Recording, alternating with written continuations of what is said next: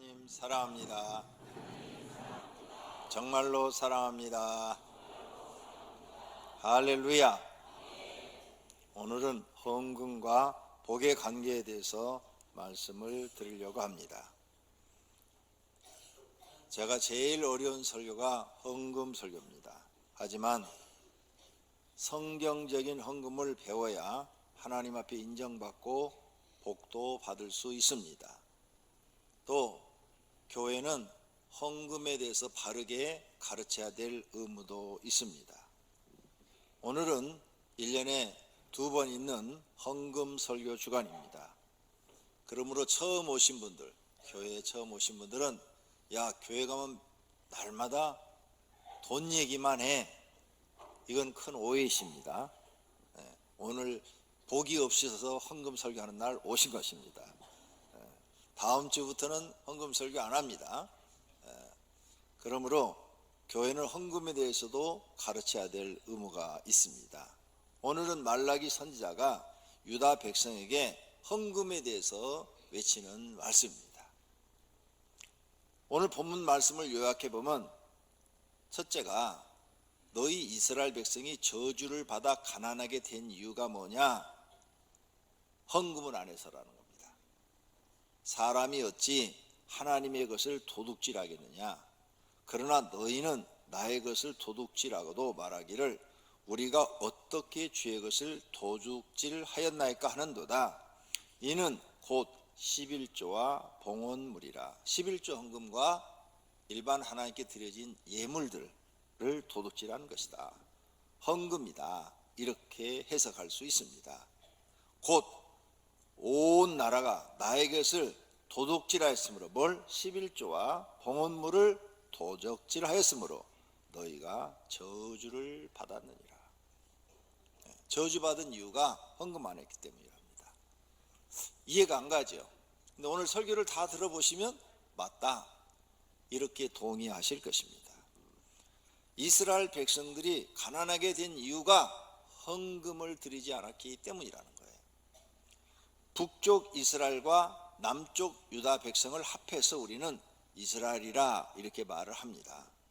이들이 하나님 앞에 드려야 될 헌금을 드리지 않음으로 인해서 기근을 당하고 농사를 지었으나 남에게 뺏기는 일, 착취를 당하고 질병으로 고생을 하고 전쟁을 맞이해서 많은 사람들이 죽고, 또 남자들은 다 전쟁터나 죽을 뿐더러 여자들은 노예로 팔려가기도 하고, 또 재산을 다 빼앗기고 가난 속에 살고 마음의 고통과 인생의 고난과 불행 속에서 살고 어려움과 실패와 좌절과 낙심 속에 살고, 또 그 중에 어떤 사람들은 매국노처럼 적에게 붙어가지고 좀 부유함을 누리면서 교만해지고 오만해지고 이런 삶을 살고, 그리고 또 주변에 악한 사람들이 너무 많고 육적인 아픔 속에서 살고 영적으로는 죽어가지고 진리의 말씀을 들어도 깨달지 못하는 삶을 삽니다. 그래서 선지자들이 하나님의 말씀을 아무리 외쳐도 회개하고 돌아서는 사람이 소수에 불과하고, 다수는 자기들 잘못된 생각을 가지고 그대로 인생을 삽니다. 그래서 이 고통이 수십 년이 아니라 이스라엘 역사를 보면 수백 년 동안 반복됩니다. 평안과 기쁨이 없고 나쁜 일이 반복되는 것이 자녀 세대까지 계속 이루어집니다. 헌금 안 한 것이 이렇게 큰 사건을 불러일으킵니다. 그런데 이스라엘 백성이 오늘 본문 3장 7절에 돌아오랍니다. 돌아와. 만군의 여호와가 이르노라. 너희 조상들의 날로부터 너희가 나의 규례를 떠나 지키지 아니하였도다. 규례, 어려운 한문인데 쉬운 말입니다. 규칙. 규자는 그 규칙할 때 규칙. 그 다음에 레자는 여러분이 추석날 차례라는 걸 드려요. 차례. 조상한테 차례를 드리는 것은 예를 갖추어서 조상을 섬기는 의식을 차례라고 그러죠. 예를 갖추는 거죠. 조상한테 우리가 이렇게 섬기는데 할아버지 오늘 추석날인데 굴비 드세요, 이렇게 할 수는 없잖아요. 예를 갖춰서 하는 거예요. 규례는 뭐냐? 하나님 앞에 예를 갖춰서 하나님을 섬기는 것을 규례라 그럽니다. 근데 헌금도 예를 갖춰서 하나님 앞에 드리는 거예요. 그런 걸 너희는 지키지 아니했도다. 그런즉 내게로 돌아오라 그리하면 나도 너희에게로 돌아가리라. 너희가 하나님께로 돌아가는 길이 뭐냐? 예를 갖춰서 하나님을 섬겨야 되는데 그 중에 하나가 헌금도 들어있다는 거예요. 헌금을 하나님께 드려라. 헌금 드리는 게 하나님께 돌아가는 이유가 될까? 됩니다. 헌금을 드리는 사람은 하나님을 믿는 사람이에요. 그리고 하나님의 말씀을 소중하게 여기는 사람이에요. 그리고 하나님으로부터 내가 복을 받는다는 사실을 믿는 사람이에요. 그런데 드리지 않는다면 하나님이 어디 있어? 계시면 나오라고 그래. 이럴 수 있는 사람들인 거죠. 그러면서 너희가 이르기를 우리가 어떻게 해야 하나님께로 돌아가리까 하는도다. 하나님께 돌아가는 게 너희가 헌금에서부터 시작된다. 헌금을 드리기 시작해라. 그러면 너희가 하나님을 공경하는 거다. 자, 그럼 세 번째로 온전한 11조를 드리면 하나님께 믿음을 인정을 받고 복받는 사람이 된다는 겁니다. 오늘 본문 3장 10절입니다. 만군의 여호와가 이르노라 너희의 온전한 11조를 창교에 들으라. 온전이라는 이 말을 중시해야 됩니다. 사도 바울이 말씀을 했어요. 율법이 있어요. 율법의 한 가지만 어겨도 율법을 어긴 것이다 그랬어요. 근데 율법이 몇 개 있느냐? 바리새인들이 조사를 해보니까 613가지가 있었어요. 613가지. 613가지 중에서 하나만 어겨도 너는 율법을 어긴 것이다. 11조도 마찬가지예요. 이런만 부족해도 11조를 어긴 거예요. 온전한 것을 드리랍니다. 그러면 하나님의 집에 양식이 있게 하고 하나님의 집이 풍족하게 하면 하나님을 시험해봐라. 하늘 문을 놓고 너희에게 복을 쌓을 것이 없도록 부어주지 않는가 시험해봐라. 만군의 여호와가 이르노라 내가 너희를 위하여 메뚜기를 금하여 너희 토지 소산을 먹어 없애지 못하게 하며 농사를 지어도 어떤 이런 곤충들이라든지 이런 것들이 너희를 해를 가하지 못하도록 지켜주며 너희 발의 포도나무 열매가 기한 전에 떨어지지 않게 하느니 태풍이 불어서 아니면 기근이 들어서 말라서 다 시들어 포도나무가 떨어지지 않게 하리니 너희 땅이 아름다워짐으로 아름다워지면 뭐야? 농사가 잘 되어서 매년 풍년을 얻을 것이다. 이방인들이 너희를 보고 너희 이스라엘 백성을 보고 저들은 하나님을 믿더니 복을 받았어. 하나님이 저들을 지켜주어 하나님이 저들에게 복을 주어 이렇게 복되다 하리라. 만군의 여호와의 말이니라. 이건 뭔가 하면 하나님이 조약을 마련해놓고 밑에다 사인하는 거예요. 계약서처럼 내가 너희한테 약속한다. 밑에다 사인 만군의 여호와 하고 딱 거기다 사인한 거예요.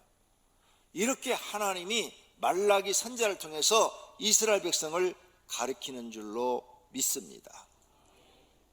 자, 이렇게 헌금에 대해서 말하는데 너희가 헌금을 하는 것이 돌아오는 것이다. 그럼 안 하는 것은 하나님께 안 돌아오는 것이라는 거죠. 안 돌아온다는 거죠. 그럼 첫째, 헌금을 안 하면 어떻게 되는가? 헌금을 안 하면 하나님을 믿지 않는 것입니다. 불신앙해. 세상 사람, 하나님을 모르는 사람들은 헌금하지 않습니다. 불신앙해. 하나님이 너는 불신앙이다. 두 번째, 믿음이 없다. 헌금을 안 하면 너는 믿음이 없다. 이렇게 말씀하시는 거예요. 그러니까 예수 믿는 사람은 반드시 헌금을 해야 됩니다. 그럼 어떻게 해야 되느냐? 가난할수록 헌금해야 믿음을 인정받습니다. 예수님 시대에 예수님이 하루는 성전 앞에 이렇게 딱 앉아 있는데 어떤 과부가 와가지고 성전에 들어가면서 2렙돈을 바쳤어요. 2렙돈, 가난한 사람이. 근데 부자도 헌금을 넣었어요. 가난한 사람도 2렙돈을 바쳤어요. 이렇게 바쳤어요. 그런데 예수님이 말씀을 합니다. 내가 참으로 너희에게 말하노니 이 가난한 과부가 다른 모든 사람보다 많이 넣었도다. 이 가난한 과부가 얼마를 드렸길래 많이 넣었다고 그럴까? 두 렙돈이래요. 두 렙돈. 두 렙돈은 얼마냐? 그 시대의 최저 단위의 돈이에요. 지금 우리 한국에 1원짜리 돈은 없어졌어요. 요즘 10원짜리도 여러분 별로 안 갖고 다니죠? 100원짜리가 지금 제일 최저 단위로 사용하고 있어요. 두 렙돈 그러면 200원 드렸다는 거예요. 200원. 최저 단위의 화폐라 그랬어요. 그러니까 200원을 드렸는데 예수님은 저 과부가 가장 많이 드렸도다. 왜? 그는 가난한 중에 자기가 가지고 있는 생활비 200원 그게 전 재산이다. 그게 전 재산인데 그걸 하나님께 드렸느니라. 부자는 많은 것 중에서 일부를 드렸지만 저 여인은 저게 전부야. 전부를 드린 거야. 그래서 이 과부를 칭찬합니다. 그러므로 하나님은 아무리 가난해도 헌금을 드리시기를 원하고 계십니다. 왜? 그걸 보고 그 사람이 하나님의 말씀을 신뢰하는지, 하나님의 말씀을 믿는지, 하나님을 따르는지 이걸 보시는 거예요. 하나님을 정말 믿는다면 드릴 수밖에 없죠. 그런데 하나님을 믿지 않으면 못 드리는 겁니다. 그러므로 사랑하시는 성도님들이 헌금 꼭 배워야 할 줄로 믿습니다. 두 번째로 하나님께 인정하시는 헌금이 있어요. 하나님이 인정하는 헌금은 뭐냐? 고린도서 9장 7절에 보면 각각 그 마음에 정한 대로 할 것이요 인색함이나 억지로 하지 말지니 하나님은 즐겨내는 자를 사랑하시느니라. 하나님이 인정하지 않는 헌금이 있대요. 인색함으로 드리는 거. 내가 오늘 만을 드리려면 좀 많지? 5,000원 줄여. 5,000원 드리려면 좀 많지? 1,000원. 1,000원. 1,000원 드리려면 너무 많아. 매주 드려야 되는데 500원으로 줄여. 이렇게 인생합으로 드리는 것은 하나님이 받지 않으시겠대요. 그 다음 억지로 드리는 헌금도 안 받으신대요. 억지로 드리기 싫은데 막 옆에 사람이 집사님 나도 드렸는데 집사님도 드려야 되잖아. LED 헌금한다는데 10만 원이라도 드려. 드리기 싫은데 안 드리면 체면이 있으니까 억지로 드리는 거 이것도 안 받으시겠대요. 그 다음 즐거운 마음으로 드릴 때만 하나님이 받으시겠대요. 즐거운 마음으로 드리는 헌금. 그런 사람이 하나님을 사랑하고 또 하나님께 사랑도 받게 될 줄로 믿습니다. 하나님이 인정하시는 헌금은 뭐냐? 즐거운 마음으로 내는 자. 그 사람을 하나님이 사랑하신대요. 단돈 얼마를 드리든 간에 즐거운 마음으로 드리시기를 바랍니다. 세 번째로 모세 시대에 드리는 헌금. 모세 시대에 드리는 이 헌금을 어떻게 드리느냐?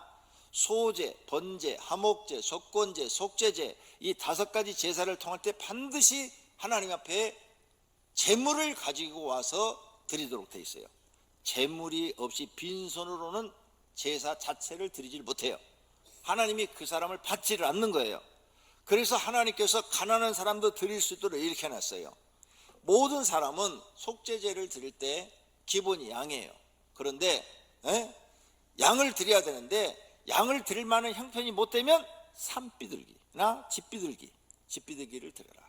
집비둘기를 드릴 만한 형편이 못 되면 고운 가루 10분의 1 에바를 드려라 그랬어요.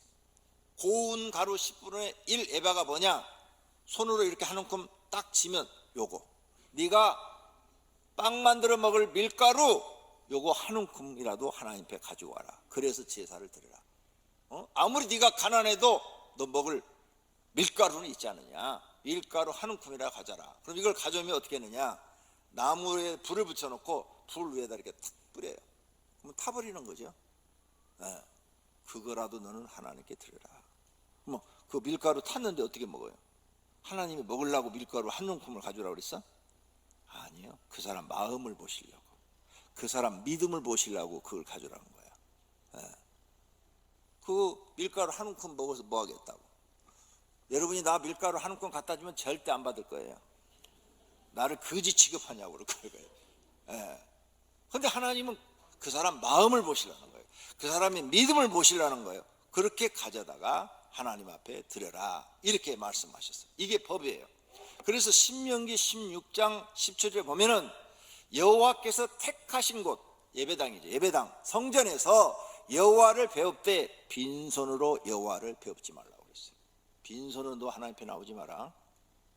너희가 빈손으로 나오는 것은 나를 안 믿는 거야. 그 다음 잠언 3장 9절에 내 재물과 내 소산물의 처음 익은 열매로 여호와를 공경하라.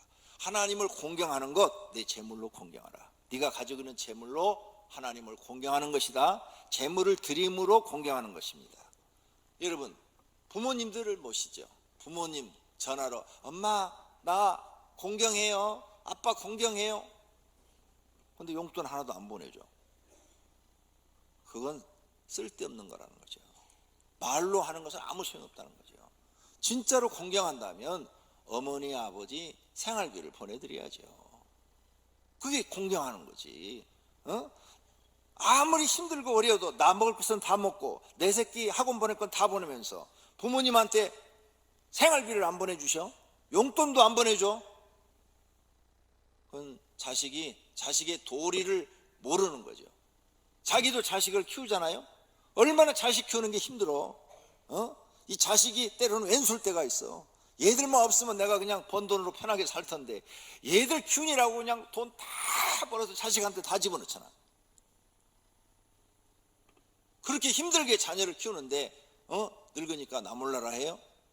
그러니까 성경에 제5계명에다가 부모를 공경하라. 그래야만 내가 땅에서 잘되고 장수하리라 이렇게 써놓은 거예요. 부모 공경하는 게 사람과의 관계에서 첫 번째 계명으로 준 거예요.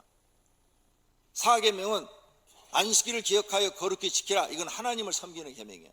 이래서 4계명은 5번째 부모를 공경하라. 살인하지 말라, 간음하지 말라, 도둑질하지 말라, 거짓 증거하지 말라, 내 이웃의 것을 탐하지 말라. 이 6개 계명은 사람과 사람 사이에 지켜야 될 계명이에요. 그 첫 번째로 준 것이 부모를 공경하라 이거예요. 살인부터 이웃의 것을 탐하지 말라, 그것은 지켜도 복 주겠다는 약속을 하질 않았어요. 그냥 살인하지 말라, 간음하지 말라, 도둑질하지 말라, 거짓 증거하지 말라, 내 이웃의 것을 탐하지 말라 이렇게만 딱 끝냈지. 그런데 부모를 공경하라. 그리하면 내가 땅에서 잘되고 장수하리라. 부모를 공경하면 복을 주시겠대. 하나님은요 철저하세요. 여러분 자신을 생각해봐요. 여러분 형제들 중에서 누가 밥이라도 먹고 사는가? 남한테 아순소리 안 하고 부모 공경한 사람이에요. 부모 공경하지 않는 사람은 형제들 중에도 다 못 살아요. 부모를 아무리 힘들고 어려워도 부모를 공경하는 사람이 제일 그래도 밥이라도 남한테 아순소리 안 하고 그 형제들 중에서는 제일 나아. 그래도 그게 성경의 약속이 이루어지기 때문에, 성경의 말씀이 사실로 이루어지기 때문에. 그래서 내가 가난한 이유 하나님 말씀을 안 지켰었는데 이렇게 부모를 공경하지 않아도 가난해져요. 근데 헌금을 안 드려도 가난해져요. 내 재물로 하나님을 공경하라. 이 말씀을 꼭 기억하시기를 바랍니다. 이사야서 43장에 내 번제 양을 내게로 가져오지 아니하였고 내 재물로 나를 공경하지 아니하였느니라 그랬어요. 내 재물로 나를 하나님을 공경하지 않았대요. 써놨어요. 성경에 이렇게 이사야 선지자가 써놨어요. 하나님께 응답받아서 너희들이 하나님을 제물로 공경하지 않았대. 제물로 공경하지 않은 것은 마음이 떠났다는 거예요. 부모한테 용돈 안 주고 생활비 안 주는 사람은 부모를 잊어버렸다는 거예요. 마음이 떠났다는 거예요. 부모에 죽든지 말든지 나만 먹고 살면 된다는 거예요. 이거 회개해야 됩니다. 하나님도 마찬가지입니다. 제물로 공경하지 아니했다 그랬어요. 즉 행함이 없는 믿음은 죽은 믿음이라는 거죠. 행함이 있어야 된다는 거죠. 그래서 이사야서 29장 13절에 말씀합니다. 주께서 이르시되 이 백성이 입으로는 나를 가까이하며 입술로는 나를 공경하나 그들의 마음은 내게서 멀리 떠났나니 그랬죠. 입술로는 하나님을 믿는데 하나님 도와주세요. 그런데 마음에서는 하나님이 없다는 거예요. 말로만 하는 건 아무 소용이 없다는 거죠. 행함이 따라야 된다는 겁니다. 그럼 이렇게 헌금에 대해서 예수님은 무슨 말씀을 했을까? 네 번째로 예수님이 하신 말씀을 생각해 봅시다. 예수님도 11조 드리래요. 신약성경 누가복음 11장 42절에 화 있을진저 너희 바리새인이여 너희가 박하와 운양과 모든 채소와 11조는 드리되 공의와 하나님께 대한 사랑은 버리는도다. 그러나 이것도 행하고 저것도 버리지 말아야 된다. 공의와 사랑도 행하고 11조도 그대로 해야 된다. 이렇게 말씀하셔요. 뿐만 아니라 마가복음 12장 17절에 예수님이 말씀하시되 가이사의 것은 가이사에게, 하나님의 것은 하나님께 드려라, 이렇게 말을 해요. 이거 무슨 뜻이에요? 가이사에게 드리는 것은 세금이에요. 세금은 세금대로 드리고, 하나님께 바치라는 것은 헌금은 헌금대로 드려라, 이렇게 가르쳤어요. 이렇게 예수님도 헌금을 하라고 가르치는 겁니다. 그렇다면 다섯 번째로 11조의 법과 해석을 좀 해보도록 하겠어요.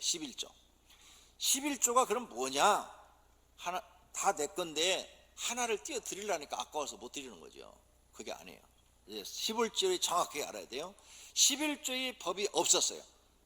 11조의 법은 언제 생기느냐? 모세 시대 때 만들었어요. 모세는 주전 1400년 때 살아있던 사람이고 1400년경에 하나님께 응답받아서 11조를 드리라는 법을 제정을 했어요. 그런데 아브라함은 주전 2000년 전의 사람이에요. 그러니까 모세와 약 600년 차이가 나죠. 600년 전에 태어나서, 그때는 법이 없어요. 글자도 없어요. 이 세상에 글자도 없고 그냥 언어로만 통하는 그런 시대예요. 모세 시대 때 글자가 생긴 거예요. 모세 시대. 그래서 처음으로 성경을 기록한 거예요. 자, 글자가 없는 시대에 사는 아브라함, 법이 없어, 11조 드리라는 법이 없는데 아브라함이 전쟁에서 승리를 했어요. 그래서 그 전쟁에서 얻은 것을 10분의 1을 멜기세덱이 누구냐? 하나님을 섬기는 제사장이에요. 하나님을 섬기는 제사장에게 갖다 주었더라. 법이 없던 시대에도 하나님을 아는 사람은 11조를 드렸어요. 아브라함의 손자가 야곱이에요. 손자. 아브라함의 아들이 이삭의 아들이 야곱이에요. 그러니까 손자예요. 손자가 도망을 가다가 잠을 들었는데 하늘까지 사닥다리가 돼 있고 천사가 오르락 내리락 한 걸 보고 그걸 꿈에서 딱 깨어난 다음에, 하나님, 내가 만약 살아서 돌아오면 여기다가 하나님의 집을 짓고 내 모든 것, 하나님이 주신 내 모든 것을 10분의 1을 반드시 하나님께 드리겠습니다 하고 약속을 해요. 그리고 나중에 베들레 정말로 돌아오죠. 이와 같이 11조 법이 없을 때도 하나님을 믿는 사람들은 알아서 11조를 했다. 그래서 이제 하나님은 글자가 생기기 시작한 모세 시대 때 모세에게 11조 법을 만들어 주십니다. 신명기 12장 6절, 이건 모세가 쓴 책이에요. 모세가 쓴 책. 너희의 번제와 너희의 제물과 너희의 11조를 하나님께 드리라고 11조의 법을 만들어 드려요. 그럼 모든 수입의 11조는 너희 것이 아니고 하나님 것이다 라고 말씀을 하셔요. 레위기 27장 30절에 그 땅의 10분의 1, 곧 그 땅의 곡식이나 나무의 열매는 그 10분의 1은 여호와의 것이니 여호와의 성물이라. 성물은 거룩한 물건이다. 그러니 10분의 1은 너희 것이 아니고 하나님의 것이다. 모세를 통해서 법을 제정해서 주어요. 그러면 이제 10분의 1은 내 것이 아니고 하나님의 것이야. 여기 여호와의 것이니 그랬죠. 그러니까 하나님의 것을 내가 썼으니까 도둑질이 되어버리는 거예요. 이걸 우리는 꼭 알아야 돼요. 그 다음 여섯 번째, 그러면 헌금과 복받는 것과의 관계는 뭐가 있느냐? 헌금을 드리는 다이당을 볼 수가 있어요. 다이당이 역대상 29장 14절에 썼어요. 나와 내 백성이 무엇이기에 이처럼 즐거운 마음으로, 하나님께 드릴 때는 헌금은 즐거운 마음으로 드려야 된다 했어요. 즐거운 마음으로 드릴 힘이 있었나이까? 모든 것이 주께로 하나님께로 말미암아 왔으니 우리가 주의 손에서 받은 것으로 주께 드렸을 뿐입니다. 이렇게 고백을 해요. 성전을 건축하는데 모든 것을 준비를 해요. 다윗이. 그래서 돌도 사오고 나무도 사오고 또 금도 사오고 성전에 들어갈 모든 기구를 만들 것들을 다 준비를 해요. 엄청난 헌금을 드리는데 그 모든 것이 다 하나님께로부터 왔다는 거예요. 다윗의 말은 맞아요. 왜냐? 다윗은 목동이에요. 목동. 베들레헴 한 구덩이에서 목동, 양을 치는 목동이었어요. 그런데 어느 날 사무엘이라는 선지자가 오더니 머리에다 기름 붓고 너는 이제 이스라엘의 왕이 될 것이다 그래 버리는 거야. 내가 무슨 왕이 돼? 나 시골 구석에서 배운 것도 없고 촌놈이 무슨 왕이 돼? 그래가지고 생각지도 않았는데 수많은 사건들이 막 일어나요. 갑자기 골리앗이 등장하고 막 그러면서 이상한 일들이 벌어지더니 진짜로 왕이 되어버렸어. 그래서 왕이 되니까 이제 부귀영화를 누리죠. 자기 과거를 생각해 보니까 지금 자기 부귀영화를 누리고 있는 게 누가 주시는 거야? 하나님이 주신 거야.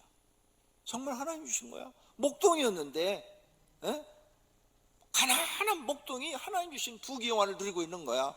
그러니까 다윗은 이 모든 것이 하나님께로부터 왔사오니 내가 이걸 하나님께 드립니다. 이 신앙 고백을 할 수밖에 없어요. 그 다음 야곱도 헌금을 드리는데 이런 말을 하죠. 하나님께서 내게 주신 모든 것에서 10분의 1을 내가 반드시 하나님께 드리겠다 그러죠. 하나님 주신 모든 것? 어떻게 했길래?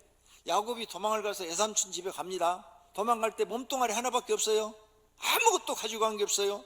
그래서 외삼촌 집에 가서 결혼하는데 두 부인을 얻는데 14년 동안 무임금이요.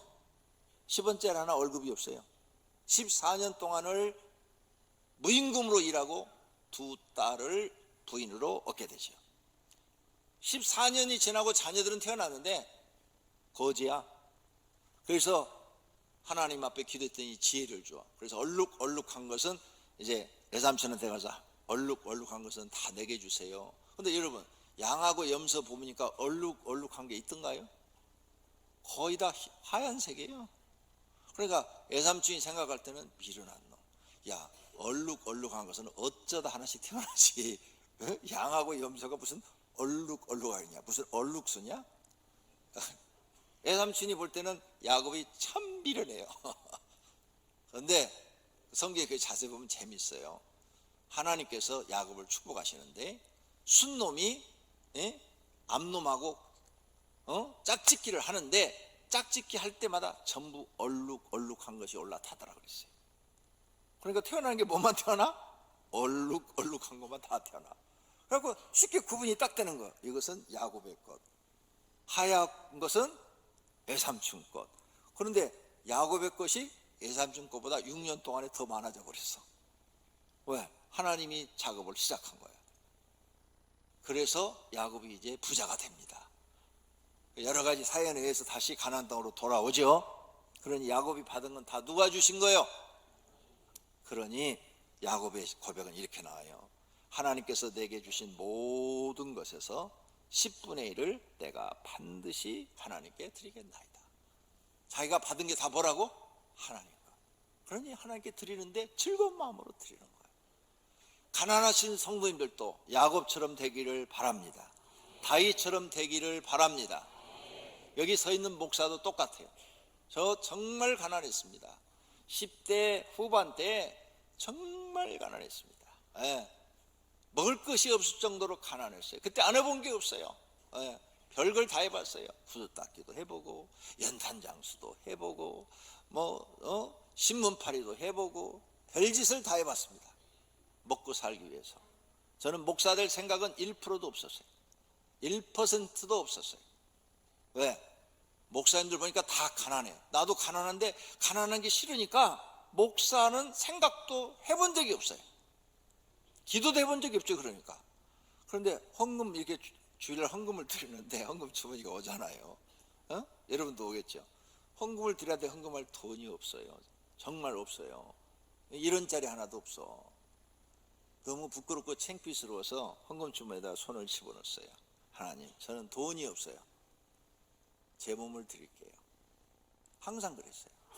그때 제 생각은 목사 되겠다는 생각이 아니고 내 몸을 들여서 교회에서 시키는 일을 하면 거부하지 않고 뭐든지 하겠습니다. 이 뜻이에요. 이 뜻. 그래서 교회에서 시키는 일은 하루 종일 시켜도 안 한다는 소리를 안 했어요. 할 줄 몰라도 시키면 무조건 했어요. 그래서 새벽부터 저녁까지 주일학교 교사, 중고등부 교사, 성가대 교사 저녁 다 끝나고 나면 밤 10시, 11시 되는데 그때까지 교회를 떠나지 않고 교회에 살았어요. 몸을 바친 거예요. 왜? 돈이 없으니까. 난 그때 분명히 목사로 바친 게 아니에요. 교회 일꾼으로 바친다고 그랬어요.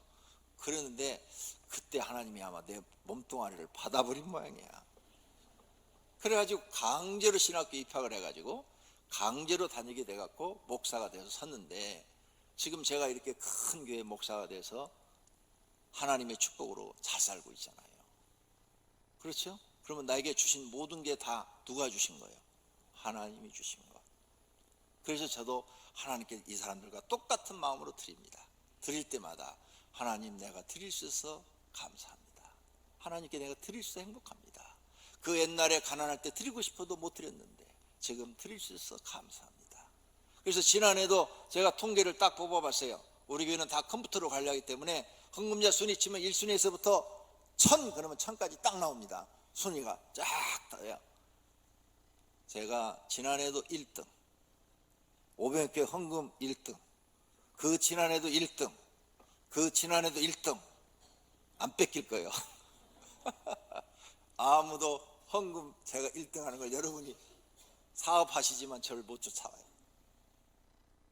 왜? 그때 못 드렸잖아요. 근데 지금은 드리니까 너무너무 기쁜 거예요. 네. 나는 이 두 분의 신앙을, 성경을 읽으면서 하나님, 내게도 이런 축복을 줘서 감사합니다. 여러분도 그런 축복을 받으시기를 축원합니다. 그런 복이 임하기를 축원합니다. 그래서 헌금에 대해서 여러분에게 알려드리고 싶어요. 저는 정말로 헌금을 기쁨으로 드립니다.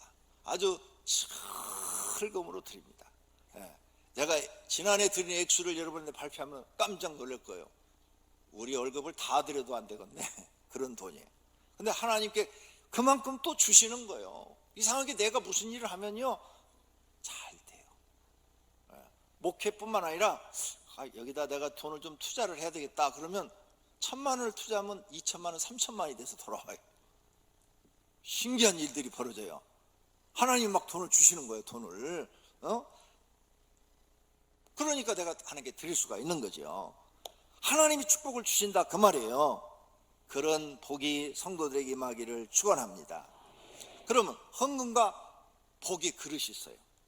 헌금은 마음과 믿음에서 시작되는 거예요. 마음이 없으면 드리고 싶어도 못 드리는 거예요. 믿음이 없으면 못 드리는 거죠. 그래서 제가 헌금에 대해서 연구를 했는데, 첫째는 물질의 복, 물질의 복 받아야 되는데, 이 물질의 복 받을 그릇이 안 되어 있는 사람이 있어요. 그런 사람은 헌금을 아주 적은 액수만 드려요. 예를 들어서 한 달에 수입이 500만 원인데도 주일 헌금 항상 1000원, 1000원만 드리는 거예요. 한 달 내 드려봐야 4000원 드려요. 그 사람은 그 정도밖에는 복을 못 받아요. 그 다음에 드리는 신용만 해요. 어떤 사람은 아예 안 드려요. 가난해서 난 나중에 돈 벌어서 드린다. 가난한 사람 못 드리면요, 돈 벌어서 절대 못 드려요. 믿음이 생기질 않아요. 그런 마음이. 그래서 가난한 사람이 못 드리는데 잘 되지도 않지만, 만약에 잘 된다면 그 사람 그 돈 갖고 술집까지 교회 안 와요. 믿음이 없으면 술집 갑니다. 누가 교회 와서 이 딱딱한 헌금 설교 들으려고 하겠어요? 안 듣죠. 그래서 그런 사람은 물질의 축복받을 그릇이 안 돼 있는 사람들이에요. 둘째는 물질의 복이 멈추는 사람이 있어요. 가난할 때 온전한 11조를 드려요. 그래가지고 하나님이 축복을 해줘서 액수가 점점 커져요. 수입이 굉장히 늘어났어요. 어느 정도 액수가 딱 차니까 그때부터는 안 드려요. 에이, 내가 너무 많이 드리는 것 같아, 좀 깎자. 그래서 11조를 깎아요. 자기가 다 안 드려요. 온전하게 드리지는 않습니다. 그 사람도 축복이 거기서 멈추는 사람이에요. 이 핑계 저 핑계 대면서 복 받은 후에 인색해지는 사람이 있어요. 하나님께 드리는 게 인색해지는 사람, 그 사람도 거기서 복이 멈춰요. 약간의 복을 받은 다음에 교만해진 사람이 있죠. 교만해진 사람, 막 교회에서 돈 엄청 자기가 뭐 많은 것처럼, 그 사람도 거기서 끝나요. 더 이상 축복받을 그릇이 못 되는 거죠. 물질 축복 받은 후에 하나님 앞에 인색해, 그리고 사람들 앞에는 생색을 잘 내. 이런 사람도 거기서 축복이 끝나요. 그 다음 셋째로, 물질의 복을 계속 받을 수 있는 사람, 계속해서 큰 그릇이 될 수 있는 사람, 가난할 때나 부유할 때나 변함없이 하나님께 드리는 사람, 많이 드리는 사람이 있어요. 언제나 분수에 넘치게 하나님께 드리는 사람이 있어요. 복을 받았는데 더 많은 퍼센트를 즐거운 마음으로 자꾸 하나님께 무슨 교회 행사했을 때마다 내놔. 행사했을 때마다. 그런 사람들은 정말로 복을 계속 받아요. 그리고 하나님을 위해서 헌금하는 것을 즐거워해요. 나는 헌금하는 게 즐겁다, 이렇게 표현하는 사람들이 있어요. 이런 사람들은 계속 복을 받을 수 있는 사람들이에요. 그래서 더 큰 그릇이 될 수 있는 사람들이에요. 그 다음에 다윗과 야곱처럼 헌금 드리는 자세가, 그 마음이 변하질 않아요. 다 주신 것은 하나님이 주신 거야. 그래서 내가 하나님 주신 것 중에서 일부를 드리는 것 뿐이야. 이 마음이 변하질 않아요. 이런 사람도 계속 복을 받을 수 있는 사람인 줄로 믿습니다. 결론으로 구원은 하나님의 은혜로 받아요. 구원은 하나님의 은혜를 줘서 우리가 받지만 복은 행함이 있어야 받습니다. 그래서 시편 62편에 주여 인자하시면 주께 속하오니 주께서 각 사람이 행한 대로 갚으십니다. 하나님은 행한 대로 갚으신대요. 에스겔 18장에도 주 여호와의 말씀이니라 이스라엘 족속아 내가 너희 각 사람이 행한 대로 심판할지라. 행한 대로 하나님이 갚으신대요. 그 다음 예수님도 말씀을 합니다. 마태복음 16장 27절에 인자가 아버지의 영광으로 그 천사들과 함께 오리니 그때 각 사람이 행한 대로 갚으리라. 예수님도 행한 대로 갚아주시겠대요. 그래서 복은 행한 대로 받는다. 구원은 하나님의 은혜로 받는다. 꼭 기억하시기를 바랍니다. 그래서 하나님은 공의로우신 하나님이에요. 왜? 행한 대로 주어야 그게 공의롭죠. 행하지 않았는데 복을 주면 그게 무슨 공의로운 하나님이에요. 그래서 하나님은 공의롭다, 이 말은 공정하고 공평하시다. 모든 사람에게 하나님은 공정하고 공평하게 행하시는 하나님이심을 믿으시기를 바랍니다. 한 해를 시작하면서 헌금 생활부터 인정받아야 금년이 복받는 해가 될 것입니다. 헌금은 물질의 복을 받는 종자씨와 같은 것입니다. 종자씨를 먹어버리면 농사를 짓지 못합니다. 모든 성도가 100% 하나님을 믿기를 바랍니다. 온전한 11조를 드리면 불신자가 너희가 복받았다 하는 소리를 듣게 될 것입니다. 오늘 본문 마지막 절에 너희 땅이 아름다워짐으로 모든 이방인들이 너희를 복되다 하리라 만군의 여호와의 말이니라 하고 사인하셨어요. 500개 성도들은 하나님 앞에 복을 받아서 불신자가 여러분을 보시고 저 사람은 예수 믿고 복받았다 이런 말을 듣도록 하나님께 복받으시기를 축원합니다. 할렐루야. 살아계신 하나님을 찬양드립니다. 성경을 깨닫게 하신 하나님께 감사드립니다. 모두가 성경 말씀대로 헌금 드리시고 복받는 인생이 되시기를 축원합니다. 두 눈을 감으십시오.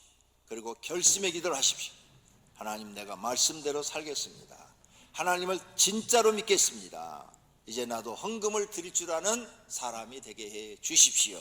아무리 가난해도 가부가 2렙돈 드리는 마음으로 드리게 하옵소서.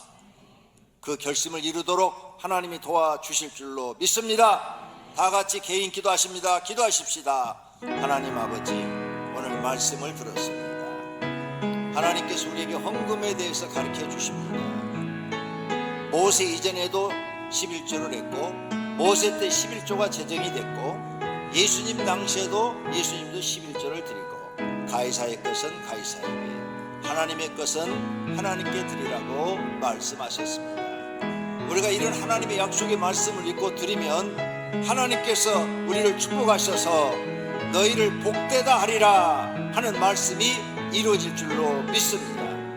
500개 모든 성도들은 하나님을 믿고 너희는 하나님 앞에 복된 사람들이다 이런 칭찬을 받도록 축복해 주시옵소서. 오늘 말씀이 생명의 말씀, 영의 말씀이 되게 하옵소서. 예수 그리스도 이름으로